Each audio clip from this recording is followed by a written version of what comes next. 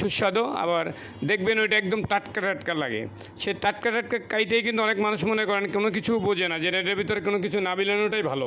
তাই উনি কিন্তু একেবারেই যেরকম হয় গাছে ওইভাবেই কাইটে কেটে নিয়ে আসে। তাই ওই ড্রাগনগুলো কিন্তু অনেকই ভালো, অনেক সুস্বাদু, অনেক মজা।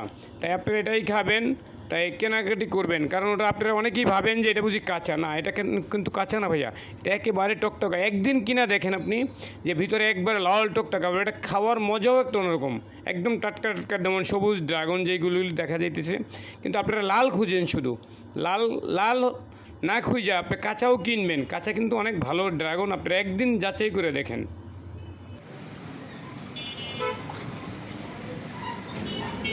দেখেন এই যে ড্রাগনটা কাটছে, কিন্তু এটা কিন্তু সবুজ, ভিতরে কি লাল টকটকা। আপনারা তো সবুজ ড্রাগন কিনতে চান না, কিন্তু এরকম লাল টকটকা কিন্তু একদম সবুজ ড্রাগনও হয়।